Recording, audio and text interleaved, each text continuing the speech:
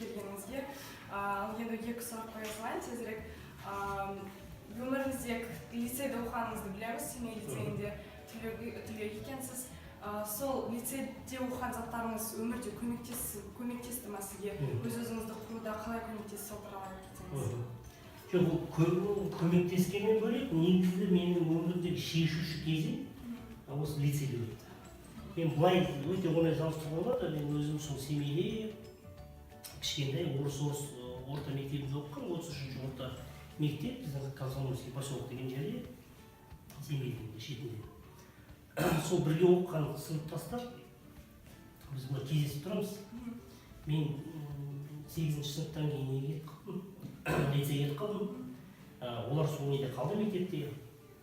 Сосын біраз жылдан кейін кездескенде, мысалы мен шетелде оқып келдім, мемлекеттік қызметте бір нелерде жұмыс істеп жүрмін. Мен сол бірге оқыған класстастарыма қарағанда олардың тағдыры өте қиын. Көбісі енді бізде Семейде 90-шы жылдары шыны керек қиын уақытта жағынан Ақан Сатаевтың районы деген кино шықты. Дәл сондай кезең бізде де сол район, төбелес, әр районда бір-біріне бөлініп, сосын төбелесіп, неше түрлі нашақорлық, ойбай, кейбір неге кетіп қалады, сол қылмысқа дейін де кетіп қалады. Сонда мен қарасам, бізге бірге оқығандар біреу сотталып кетті, біреу ішіп кетті, біреу ойбай өлтіріп кетті, басқа біреу өлтіріп кетті. Сонда неше түрлі жаман. Мен былай қарасаңыз, сол ортамнан мені сақтап қалған, маған өміріме бағыт берген ол лицей болды. Карьера жағынан да, адами құндылықтар жағынан да, тәрбие жағынан да. Сосын біздің енді тәрбие ол жақта 90-шы жылдар өте қиын.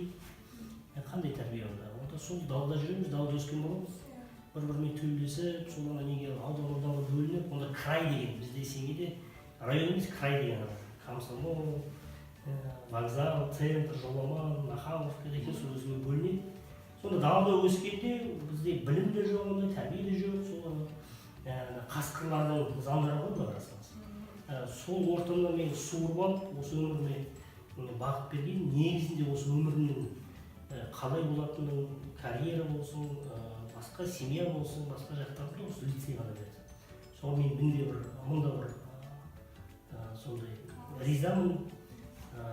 Неге десеңіз, қалай болса да өмірдің адамда көрдіңіз бе, тағдыр деген осы қанша менің достарым, бірге жүрген жолдастар жоғалып кетті. Өмірлерінде өте қиын жағдайларға түсіп қалды. Мені сақтап қалған осы лицей үшін. Көп рахмет. Енді біздің лицейімізге барлық бүкіл лицей ұжымына, қыздарымызға қандай кішігірім тілек айтып кетсеңіз? Ең бірінші, мына әсіресе оқушыларға бұл ұстаздарды сыйлаңыздар. Неге десеңіз, ұстаздар ең қиын еңбек ұстаздар. Олар өздерінің балалары бар, өздерінің семьялары бар, өздерінің қанша басқа проблемалары бар, жоқ, осының бәрін тастап, сіздерге ғана қарап отыр. Сондықтан осы ұстаздарыңызды сыйлай біліңіздер. Негізінде сізге білім беретінде, осы өмірде құндылықтарды қалыптастыратын осы ұстаздар. Екіншіден, орта мектептің жалпы үш негізгі мақсаты бар. Бірінші мақсат ол білім алу, екінші мақсат тәрбие алу. Ол екеуі де КТЛ-де беріледі, алла жазса оны аласыздар. Бірақ үшінші негізгі мақсат ол келешектегі сіздің өмірдегі ең басты шешімін қабылдау. Ол сіздің болашақ мамандығыңыз. Қай салада сіз жұмыс істейсіз, қай мамандықпен оқисыз.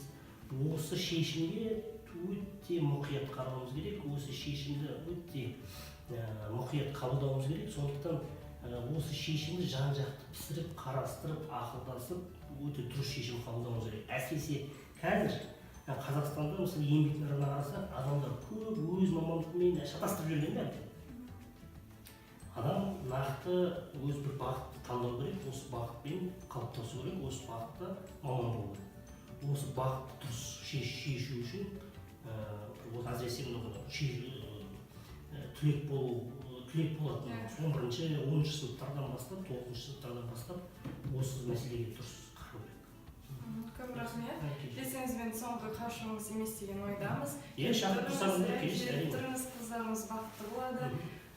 Сол көп рахмет тағы да.